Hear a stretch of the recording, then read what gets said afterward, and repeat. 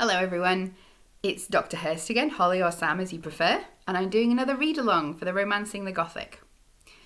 Today we're going to be doing a whole short story for the first time, so this video is going to be quite long and I'm probably going to split it down into two parts posted separately. I hope that you stay for the whole story. In the first part I'm going to give you a bit of an introduction to why I've chosen this writer and this text, and then in the second part at the end, I'm going to be talking to you a little bit about the story itself and some of the techniques and tropes that I think are interesting to discuss. So, as the title of this video suggests, I've chosen to talk about Georgette Heyer. She's not often associated with the Gothic. She certainly wasn't renowned as a writer of Gothics. The term for the sort of the mass market paperback Gothics, which really rose to prominence in the 60s and 70s, although there are certainly Gothic romances that occurred both before and after that. The only novel that she wrote which arguably fits into the pattern we often associate with the Gothic romance was Cousin Kate, and in that you have a young governess, Kate, going to a new house, staying with her family and discovering family secrets and madness and all sorts of things. So that fits into what we quite often see talked about as the Gothic romance formula, a term I object to very strongly, because it very much ignores the diversity and the richness of Gothic romance and how Gothic romance has developed over time. The reason that I've chosen Georgette Heyer is partly because of this, because she is a good author for challenging some of the ways that we've been thinking about how the Gothic and the Romance interacted or intersected in the 20th century. A lot of her work, I think, is a really good example of how Romance writers were using the Gothic in really intriguing and interesting ways beyond a sort of Jane Eyre narrative. So Georgette Heyer, if you don't know who she is a very famous writer, a very famous romance writer, often thought of as the queen of Regency romance, certainly very influential on the development of the genre. And quite often when you're reading a Regency novel, even today, you're quite often reading not necessarily about the Regency, but about the world that Georgette Heyer recreated of the Regency. Due to her excellent research and light-handed language, it is worth noting, however, that it's not necessarily the Regency itself, and there's certainly a lot of aspects of that world that are missing from her texts. She also wrote detective novels and historical novels. But even within her Regency romances, so-called, although there are also romances from different periods, she quite often incorporates Gothic elements in ways that are quite illuminating, I think, in how romance writers always have been engaging with the Gothic. She quite often uses deliberate intertextuality, she uses tropes, she deliberately plays with Gothic expectations and character types. In The Quiet Gentleman, for example, one of her novels, she creates what I would argue is quite a sort of Austen-esque Gothic parody. There's a light humour to it, but underlying is a Gothic world, the world of Gervase, who is threatened by murder and death in his own home. And you have the heroine of that novel, Drusilla, being an anti-Gothic heroine who is constantly bemoaning her failure to faint and react appropriately to all the horrors around her. But really, she's just too busy being practical and helpful and saving lives. And, we also find, I think, in Georgette Heyer, an echo of an older Gothic. We quite often think of Gothic romances looking back to the 19th century and the work of the Brontes, novels like Jane Eyre particularly. But what we find in Georgette Heyer is also tropes, references to, engagement with that 18th century Gothic that I've been talking about in quite a few of the other videos. What I'm going to do today, though, is read a story which is really quite unequivocally Gothic. Perhaps not one of her best known ones, and very different in tone to some of her later works. I'll discuss why I think it's still relevant to her over at the end of the second part. but I'm just going to be reading it for you now. Her short stories appeared originally in magazines or journals, but were collected in different collections. I have the older one, Pistols for Two, in my amazing pan paperback copy here, with a very smug looking heiress on the front. And then there's also, I think, Snowdrift, which was more recently published. I'm sure somebody can correct me down below. Before I go on, I just want to thank so much the Georgette Hair Appreciation Society. I've put questions and surveys before, and people have been really forthcoming in terms of debate, and also giving me lots of great examples of Gothic moments and tropes in Georgette Hair, from the secret passageways and smuggling crimes of the reluctant widow, to the abductions of Sylvester, and the penury and darkness that we find in the toll gate. So, thanks to everybody there. This is for you guys. Night at the inn. There were only 3 persons partaking of dinner at the inn, for it was neither a posting house nor a hostelry much patronised by stagecoaches. The man in the moleskin waistcoat, who sat on one of the settles flanking the fireplace in the coffee room, gave no information about himself. The young lady and gentleman on the other side were more forthcoming. The lady had been set down at the Pelican after dusk by a cross-country coach. Her baggage was as modest as her appearance, the one consisting of a bandbox and a corded trunk, the other of brown curls smoothed neatly under a bonnet, a round cashmere gown made high to the neck, and boasting neither frills nor lace, serviceable half-boots and tan gloves, and a drab pelisse.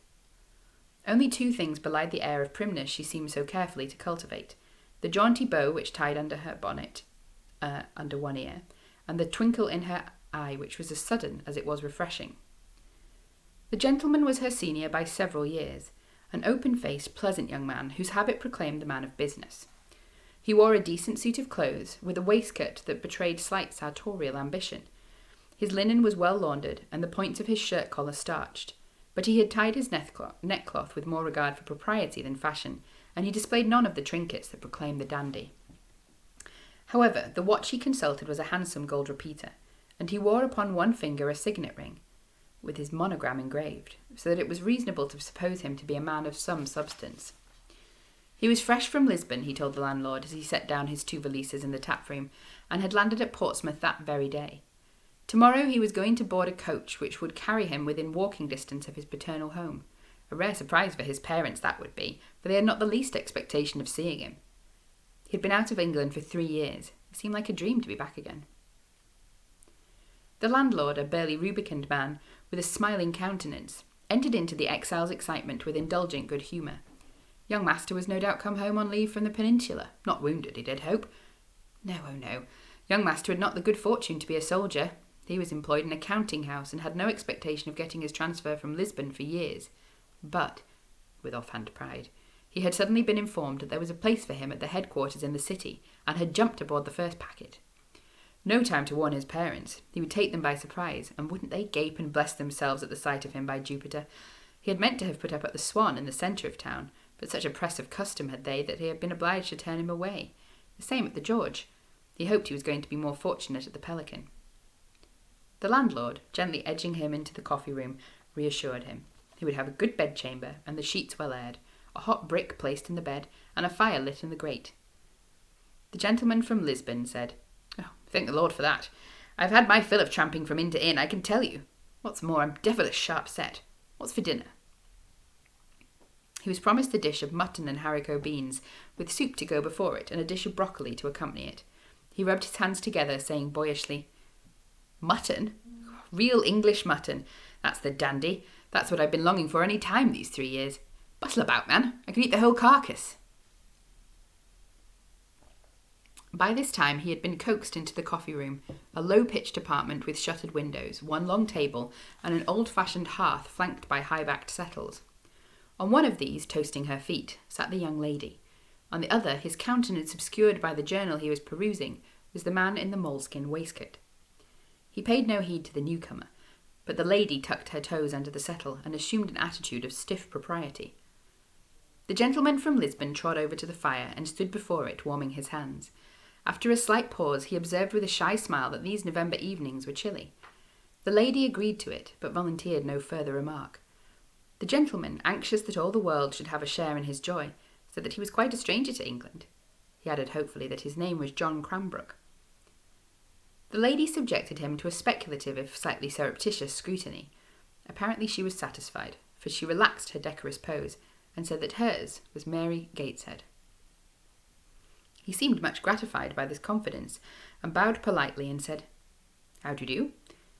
This civility encouraged Miss Gateshead to invite him to sit down, which he instantly did, noticing as he did so that a pair of narrow eyes had appeared above the sheets of the journal on the opposite settle, and were fixed upon him. But as soon as his own encountered them, they disappeared again, and all he could see in fat black print was an advertisement for Pear's soap, and another adjuring him to consider the benefits to be derived from using Russia oil regularly on the hair. Searching his mind for something with which to inaugurate a conversation, Mr. Cranbrook asked Miss Gateshead whether she too had found the Swan and the George full. She replied simply, "Oh no, I cannot afford the prices they charge at the big inns. I'm a governess." "Are you?" said Mr. Cranbrook with equal simplicity. "I am a clerk in Nathan Spennymore's counting house. In the ordinary way I can't afford 'em either, but I'm very plump in the pocket just now." He patted his breast as he spoke and laughed, his eyes dancing with such pride and pleasure that Miss Gateshead warmed to him and invited him to tell her how this delightful state of affairs had come about. He was nothing loath, and while the man in the moleskin waistcoat read his paper and the landlord laid the covers on the table, he told her how he had been sent out to Lisbon 3 years ago, and what it was like there, very well in its way, but a man would rather choose to be at home, and how an unexpected stroke of good fortune had befallen him, and he was to occupy a superior place in the London house. He didn't know why he should have been chosen, but Miss Gateshead might imagine how he had jumped at the chance. Miss Gateshead suggested that the promotion might be a reward for good service, which made Mr. Cranbrook blush vividly, and said that he was sure it was no such thing. In haste to change the subject, he inquired after her prospects and destination. Miss Gateshead was the eldest daughter of a curate with a numerous progeny, and she was bound for her first situation. Very eligible, she assured him. A large house not 10 miles from this place, and Mrs. Stockton, her employer, had graciously promised to send the gig to the Pelican to fetch her in the morning. "I should have thought she might have sent a closed carriage in this weather," said John bluntly. "Oh no, not for the governess," Miss Gateshead said, shocked. It may rain," he pointed out. She laughed. "I shan't melt in a shower of rain." "You might take a chill," insisted John severely. "I don't think Mrs. Stockton can be at all an amiable person." "Oh, do not say so. I'm in such a quake already, in case I do not give satisfaction," said Miss Gateshead. "And there are 9 children. Only fancy, so that I might be employed there for years." She seemed to regard this prospect with satisfaction, but Mr. Cranbrook had no hesitation in favouring her with his own quite contrary views on such a fate. The landlord came in, bearing the leg of mutton which he set down on a massive sideboard. His wife, a decent-looking stout woman in a mob cap, arranged various removes on the table, bobbed a curtsy to Miss Gateshead, and asked if she would care for a glass of porter or some tea. Miss Gateshead accepted the offer of tea, and after a moment's hesitation, untied the strings of her bonnet, and laid this demure creation down on the settle. Her curls, unconfined, showed a tendency to become a trifle wayward, but, rather to John's disappointment, she rigorously smoothed them into decorum. The man in the moleskin waistcoat folded his journal and bore it to the table, propping it up against a tarnished cruet, and continuing laboriously to peruse it. His attitude indicated that he preferred his own company, so his fellow guests abandoned any idea they might have had of including him in their chat, and took their places at the other end of the board. The landlady dumped a pot of tea at Miss Gateshead's elbow, flanking it with a chipped jug of milk and a cup and saucer, and John bespoke a pint of ale, informing Miss Gateshead, with his ingenuous grin, that home-brewed was one of the things he had chiefly missed in Portugal. "And what for you, sir?" asked Mrs. Phaeton, addressing herself to the man at the bottom of the table. "Mr. Giggleswick will take a heavy wet as usual," said her spouse, sharpening the carving knife. It was at this point that John, suppressing an involuntary chuckle, discovered the twinkle in Miss Gateshead's eye. They exchanged looks brimful of merriment, each perfectly understanding that the other found the name of Waggleswick exquisitely humorous. The soup, ladled from a large tureen, was nameless and savourless, but Miss Gateshead and Mr. Cranbrook, busily engaged in disclosing to one another their circumstances, family histories, tastes, dislikes, and aspirations, drank it without complaint. Mr. Waggleswick seemed even to like it, for he called for a second helping. The mutton which followed the soup was underdone and tough, and the side dish of broccoli would have been improved by straining. Mr. Cranbrook grimaced at Miss Gateshead and remarked during one of the landlord's absences from the room that the quality of the dinner made him fearful of the condition of the bedchambers. "I don't think they can enjoy much custom here," said Miss Gateshead wisely. "It's the most rambling old place, but no one seems to be staying here but ourselves, and you can lose yourself in the passages. In fact, I did," she added, sawing her way through the meat on her plate. "I've not dared to look at the sheets, but I have the most old-fashioned bed, and I asked them not to make up the fire again because it was smoking so dreadfully. And what is more, I haven't seen a chambermaid, and you can see there is no waiter, so I am sure they don't expect guests." "Well, I don't think we should be putting up at a place little better than a hedge tavern," said John. "Mrs. Stockton wrote that it was cheap, and the landlady would take care of me," she explained. "Indeed, both she and the landlord have been most obliging, and if only the sheets are clean, I am sure I shall have nothing to regret." Some cheese succeeded the mutton, but as it looked more than a little fly-blown, the two young persons left Mr. Waggleswick to the sole enjoyment of it, and retired again to the settle by the fire. The room being indifferently lit by a single lamp suspended above the table, Mr. Waggleswick elected to remain in his place with his absorbing journal.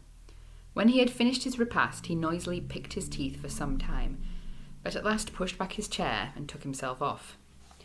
Miss Gateshead, who had been covertly observing him, whispered, "What a strange-looking man. I don't like him above half, do you?" "Well, he's not precisely handsome, I own," John replied, grinning. "His nose is crooked."